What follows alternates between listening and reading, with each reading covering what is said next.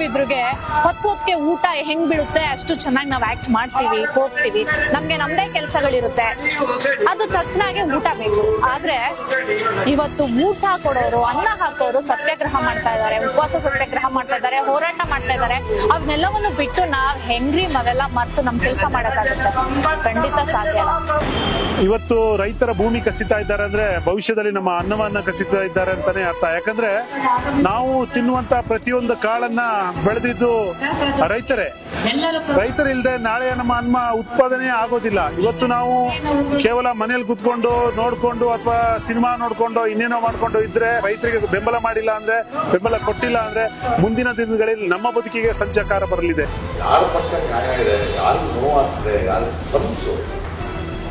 ಸರ್ಕಾರದ ಸ್ಪಂದಿಸಲ್ಲ, ಹಣಗಳು ಶ್ರೀಮಂತರು ಸ್ಪಂದಿಸಲ್ಲ, ಆದ್ರೆ ಕಲಾವಿದರು, ಕಲೆಯ ಜೊತೆ ಇರೋರು ಅದು ಸ್ಪಂದಿಸಿದ್ದಾರೆ ಅನ್ನೋ ದೊಡ್ಡ ಶಕ್ತಿ ಬರ್ತಾ ಇದೆ.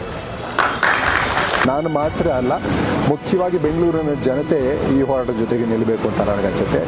ನನ್ನ ಕಳಕಳಿಯ ಮನವಿ ಬೆಂಗಳೂರಿನ ಜನತೆಯಲ್ಲಿ ನೀವೆಲ್ಲರೂ ಈ ಹೋರಾಟದ ಜೊತೆಗೆ ದನಿಗೂಡಿಸಿ.